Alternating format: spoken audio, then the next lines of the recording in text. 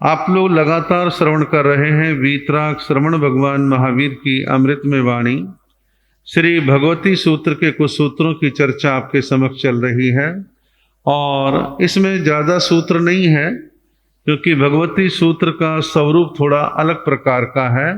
इसमें तत्व चर्चाएं हैं, उपदेशात्मक बातें कम मात्रा में हैं, तो थोड़े सूत्र हैं, फिर भी जितने हैं उन्हें आप सुनेंगे। आगे कहा है, अत्थे गय्याणम जीवाणम सुत्तत्तम साहू, अत्थे गय्याणम जीवाणम जागरियत्तम साहू। कहा है, ए धार्मिक आत्माओं का सोते रहना अच्छा है और धर्मनिष्ठ का जागते रहना अच्छा है। जयंती श्राविका अपने जमाने की बहुत प्रसिद्ध श्राविका हुई है और उसने भगवान महावीर से प्रश्न किया, भगवान जीव का सोना अच्छा है जागना अच्छा है? तो भगवान महावीर ने बतलाया कि जो धर्मनिष्ठ आत्माएं हैं उनका जागना अच्छा है और जो पापमय प्रवृत्ति में रहती हैं, धर्मनिष्ठ नहीं है, उनका सोते रहना अच्छा है। अब आप कहोगे तो बड़ी कंफ्यूजन वाली सी बात कह दी, किसको धार्मिक किसको क्या माने। देखिए क्या है, हम और आप सभी लोग मोटे तौर पर ये नींद वींद सोने वोने की बात तो एक बाद की बात है, इसका इतना महत्व तो नहीं। आप दिन में सोए, रात को सोए, 6 घंटे सोए, 8 घंटे सोए, अलग बात है। लेकिन सोने ना सोने को लेकर दो तरह की दृष्टि भगवान महावीर ने दी। जो अधार्मिक हैं, पापी हैं, हिंसक हैं, क्रूर हैं, अत्याचार करने वाले हैं, औरों का शोषण करने वाले हैं, पीड़ित करने वाले हैं, उनका सोते रहना अच्छा है।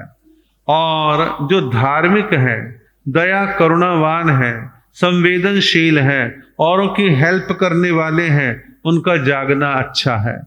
तो जब आप देखते हैं अच्छा आदमी जागता है, सुबह से उठता है, वो देखता है कि चिड़ियाओं को दाना डालना है, गौशाला में चारा देना है, कुत्तों को दूध पिलाना है और बहुत सारे अच्छे काम की सोचता है, और अधार्मिक उठेगा, कोई ना कोई उत्पात, कोई ना कोई पाप, झूठ, बेईमानी, कुछ ना कुछ गलत धंधा करेगा।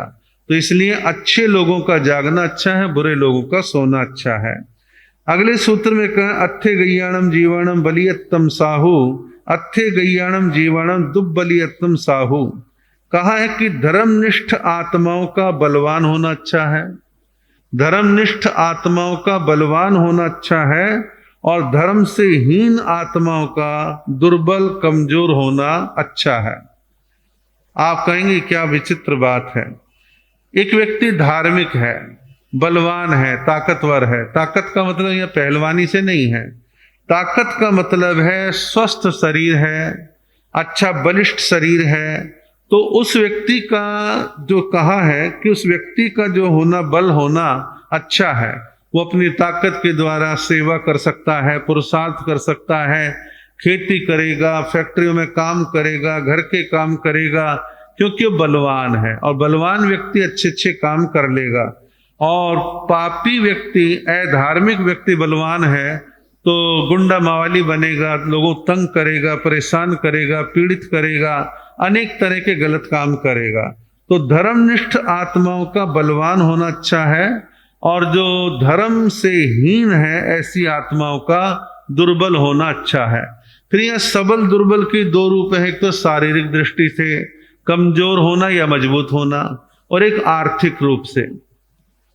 धर्मात्मा व्यक्ति पैसे की दृष्टि से समर्थ है, बलवान है, ताकतवर है, तो एक सीमा तक क्या करेगा भाई, अपने खाने पीने खर्चे, परिवार का ख्याल कर लेगा, उसके बाद चैरिटी में खर्च करेगा, दान में, दया में, धर्म स्थानों के निर्माण में, धर्म की प्रभावना में वो अपने पैसे को लगाएगा। तो धार्मिक व्यक्ति धन रूपी ताकत का अच्छी दिशा में उपयोग कर लेगा, और अधार्मिक जो होगा, पापनिष्ठ आत्मा जो होगी, उसको पैसा खूब आता है तो उसके पैसे कल्बों में जाते हैं, शराब में जाते हैं, नॉनवेज में जाते हैं, वेश्यावृत्ति में जाते हैं, अनेक तरह के अनैतिक कर्मों में जाते हैं। रोज महफिलें सजती हैं, रोज बोतलें खुलती हैं, रोज कुछ ना कुछ अपराध होते हैं। तो इसलिए धन रूपी ताकत भी अच्छे सज्जन भले धार्मिक लोगों के, विवेकशील लोगों के हाथ में होती है, तो वहां रचनात्मक उस पैसे के द्वारा काम होते हैं। और जो लोग पापिष्ठ हैं, अधार्मिक हैं, वहां पैसा पहुंचेगा तो दूसरे प्रकार के कार्यों में पैसे की ताकत को वहां पर खर्च किया जाएगा। फिर आगे कहा है कि नत्थी के परमाणु पोगल मेते वी पैसे जठनम अयम जीवे न जायवा न मय वावी। इस विराट विश्व में परमाणु जितना भी कोई ऐसा प्रदेश नहीं है जहां यह जीव न जन्मा हो न मरा हो। जीव यानी आत्मा, हमारी आपकी और बहुत सारी आत्माएं, पूरे ब्रह्मांड में कोई ऐसा पुद्गल पदार्थ स्थान नहीं है जहां इस आत्मा ने जन्म मरण नहीं किया है। यानी सब जगह इस आत्मा ने चक्कर खाए हैं, जन्म मरण किया है। अब आप देखिए कि प्रकृति कितनी विराट, कितनी विशाल है। जंगल है, नदियां हैं, पहाड़ हैं, खेत हैं, खलिहान हैं, मकान है, महल हैं, शून्य स्थान है। कहीं ना कहीं जीवात्मा ने बारंबार जन्म मरण किया है।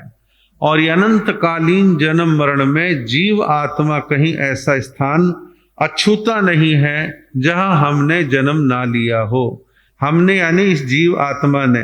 तो जीव आत्मा के जन्म मरण की कहानी बड़ी विराट है, व्यापक है, विशाल है। तो हमें विचार चिंतन करना चाहिए कि मेरा जो वर्तमान भव चल रहा है मनुष्य का, ना तो ये पहला है ना ये अंतिम है। इससे पहले सर्वत्र मेरी आत्मा ने जन्म मरण किया है। इस बात का ज्ञान, इस प्रकार का बोध जीव के अंदर होना चाहिए। अगले सूत्र में कहा है माई व्यू वई नो ए माई व्यू वई। जिसके अंतर में माया का अंश है वही विकुरुणा नाना रूपों का प्रदर्शन करता है। ए माई सरल आत्मा प्रदर्शन नहीं करती। या माई का मतलब है मायाचारी, छल कपट से भरा हुआ। तो यहां कहा है कि जो छल कपट से भरा हुआ है, मायाचारी है, वह विकुरुणा करता है। विकुरुणा शब्द थोड़ा कम पढ़ने बोलने में आता है तो जल्दी समझ में नहीं आता। विकुरुणा का मतलब है कई कई रूप धारण करता है। कई रूप धारण करने का मतलब क्या है? ये विकुरुणा शब्द क्यों लिया? कि देवी देवता कई कई रूप धारण करने में समर्थ होते हैं।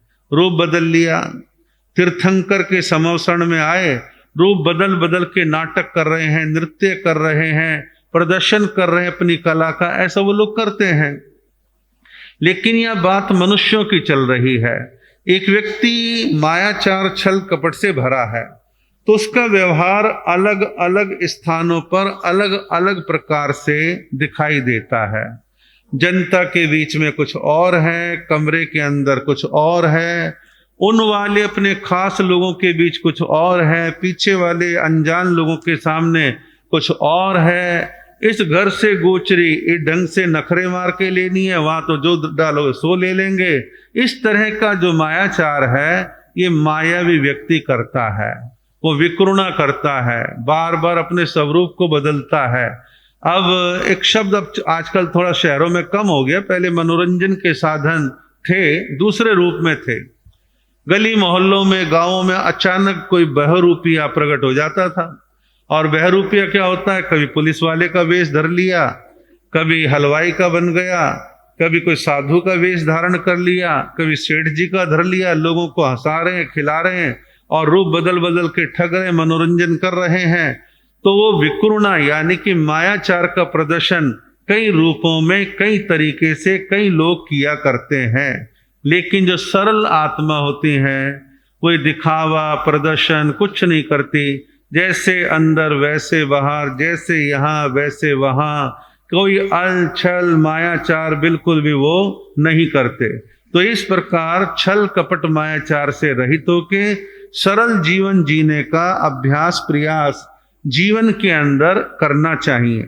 अगले सूत्र में कहा है जम्मे तव नियम संयम सज्जाए झाणा अवश्य मां मदीय एसु जोगेसु जैणा से तम जत्ता। कहा है कि तप, नियम, संयम, स्वाध्याय, ध्यान, आवश्यक आदि योगों में जो यत्ना विवेक युक्त प्रवृत्ति है वही मेरी वास्तविक यात्रा है। जीव की वास्तविक यात्रा का या थोड़ा सा वर्णन किया गया है। हम और आप अपनी यात्रा क्या मान लेते हैं? भाई ठीक है, सहज रूप से जन्म मरण चल रहा है, यही मेरी यात्रा है। कुछ ये मान लेते हैं कि टू व्हीलर, फोर व्हीलर, किसी अन्य साधन, हवाई जहाज से हम यात्रा पे जा रहे हैं, कुछ देश को दुनिया के हिस्से में घूम लिए और उसको हमने वास्तविक यात्रा मान लिया। ऐसा भी जीवन के अंदर कुछ लोग मानते हैं, लेकिन यह कुछ और कहा है। यह कहा कि जीव की वास्तविक यात्रा क्या है। पहले बतलाया तप, यथाशक्ति तप करना। 12 प्रकार के तपों का वर्णन आता है। 12 प्रकार के तपों को अधिकतम अपनाना, ये वास्तविक यात्रा है। दूसरा, अपने नियम पचखानों में रहना, नियम पचखान मर्यादाओं को अंगीकार करना, ये वास्तविक यात्रा है। 5 इंद्रिय और मन वचन काया 3 योग, इनको नियंत्रण कंट्रोल में रखना, काबू रखना, संयम करना, ये वास्तविक यात्रा है। और एक वास्तविक यात्रा कही स्वाध्याय को, कि स्वाध्याय भी वास्तविक यात्रा है। आप देखिए, साधु स्वाध्याय करें, आप स्वाध्याय करें, तो स्वाध्याय करने वाला व्यक्ति वास्तविक यात्रा का यात्री है।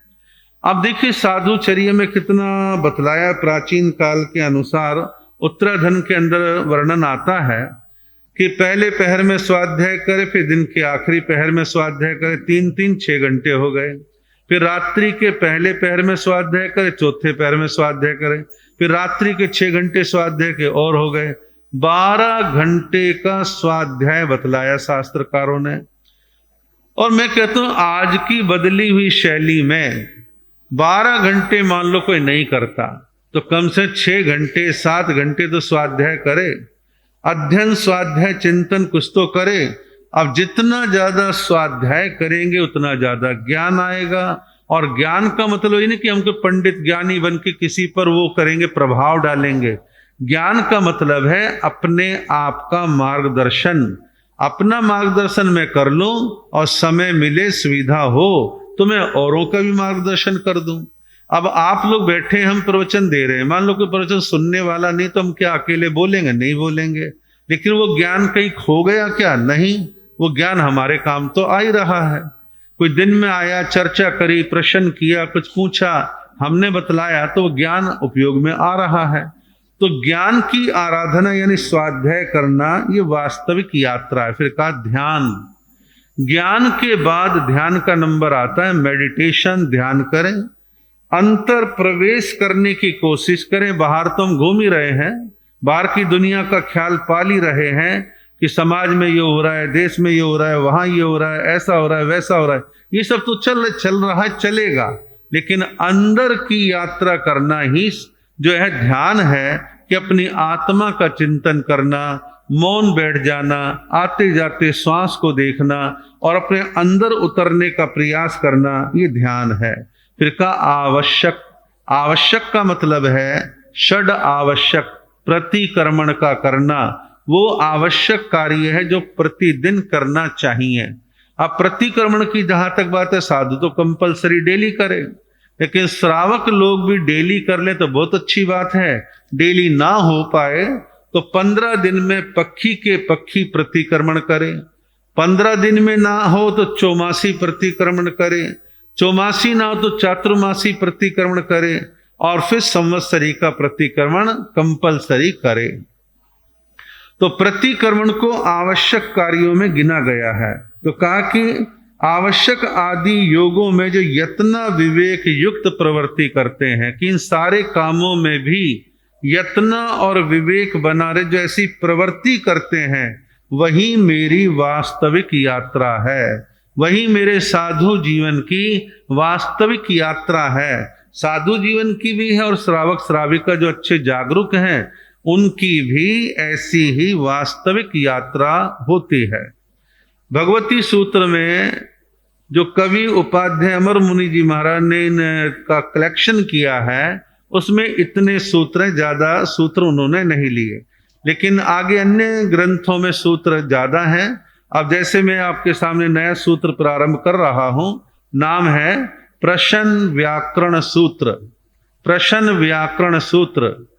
प्रश्न व्याकरण सूत्र बड़ा व्यापक है, बड़ा सुंदर है, बड़ा आध्यात्मिक है और साधु जीवन का रोड मैप है कि 5 आश्रव 5 संवर, यानी हिंसा अहिंसा, सत्य असत्य, चौर्य अचौर्य, ब्रह्मचर्य अब्रह्मचर्य, परिग्रह अपरिग्रह, इनकी डिटेल, इनकी व्याख्या इस प्रश्न व्याकरण सूत्र में समाहित है। सविस्तार वर्णन जो है कई एंगल से, या यूं कहूं अनेकांतवाद की दृष्टि से इसमें विश्लेषण है और हर साधु सती को कंपलसरी इसको पढ़ना चाहिए, समझना चाहिए, चिंतन करना चाहिए, बहुत जरूरी है। और श्रावक श्राविका पढ़े उनके लिए भी अच्छा ही है।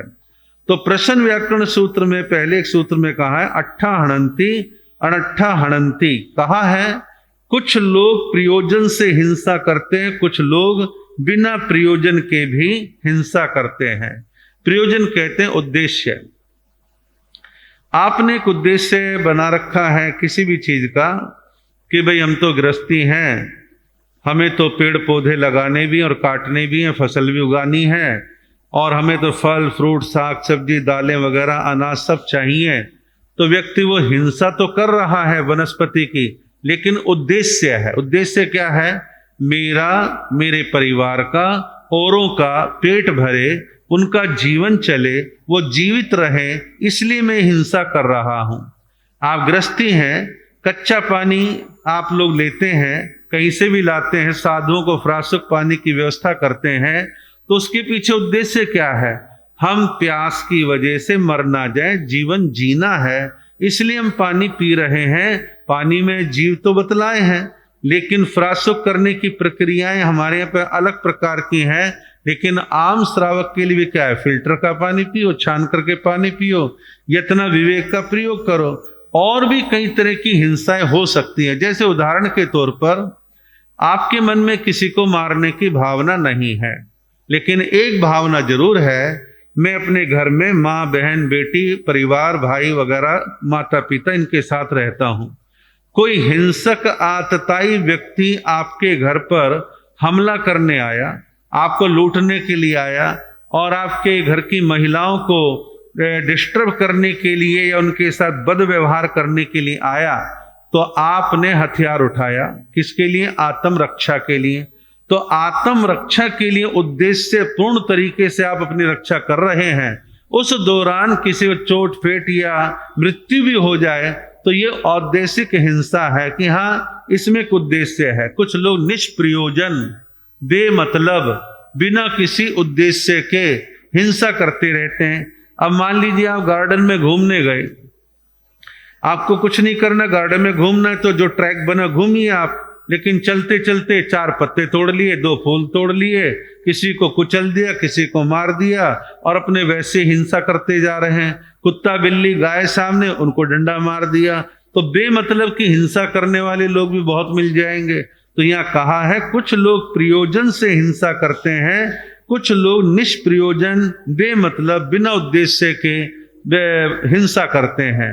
तो जीवन में आदमी के उद्देश्य के साथ छोटी मोटी हिंसाएं लगी हो सकती हैं, लेकिन निरुद्देश्य ना हो।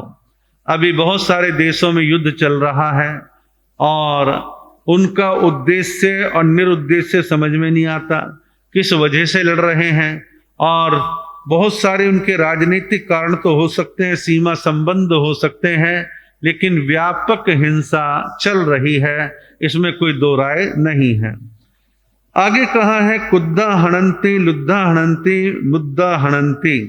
कुछ लोग क्रोध से हिंसा करते हैं, कुछ लोग लोभ से हिंसा करते हैं, कुछ लोग अज्ञानता के वशीभूत हिंसा करते हैं। हिंसा के मोटे मोटे 3 कारण बतलाए। क्रोध के कारण हिंसा, जब व्यक्ति को प्रचंड क्रोध आता है तो मरने मारने के लिए तैयार हो जाता है। लाइसेंस वाली गैर लाइसेंस वाली रिवॉल्वर बंदूक है तो गुस्सा क्रोध आने पर वो मरने मारने को तैयार हो जाता है। और कुछ लोग लोभ की वजह से हिंसा करते हैं। फला का धन मिल जाए, प्लॉट मिल जाए, मकान मिल जाए, और जब तक ये जिंदा रहेगा मिलना नहीं है, और ये टांग बहुत अड़ाता है, बहुत बोलता है, और नहीं तो करोड़ों की प्रॉपर्टी मेरे पे हाथ लग जाए तो कैसे इसको निपटाऊं, चलो मैं इसको ऐसे ऐसे खत्म कर देता हूं या करवा देता हूं। इस तरीके से लोग बाग लोभ लालच के वशीभूत आकर के हिंसा करते हैं। अमेरिका ने कई देशों पर हिंसा यानी हमले इसलिए करे कि वहाँ पेट्रोल है, वहाँ डीजल है, वहाँ फला चीज है और वो चीज हमारे को मिल जाए, ऐसा लालच। रूस को लालच था कि यूक्रेन में बहुत अच्छी खेतीबाड़ी की स्थिति है और बहुत सारे अन्य साधन हैं, चलो यहाँ ऐसा ऐसा कर लेते हैं। तो लोभ लालच में आकर के व्यक्ति हिंसा करता है। फिर का कुछ लोग अज्ञानता से हिंसा करते हैं। अज्ञानता में नॉलेज नहीं है, समझ ही नहीं है, बस बेमतलब किसी को मार दो काट दो, इस तरह का उद्देश्य उनके जीवन में रहता है। तो ऐसे अज्ञानपूर्ण हिंसा करना ये भी अच्छा नहीं है। तो 3 कारण ये हिंसा के बतलाए हैं। आगे का नैय अवेदयिता अत्थि हु मोक्षो, हिंसा के कटु फल को भोगे बिना छुटकारा नहीं है। हिंसा के कटु फल को भोगे बिना छुटकारा नहीं है।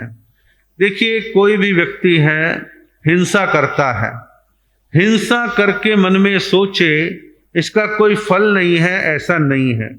हिंसा करने वाले व्यक्ति को हिंसा दूसरों को पीड़ा पहुंचाने का फल भोगना तो पड़ेगा।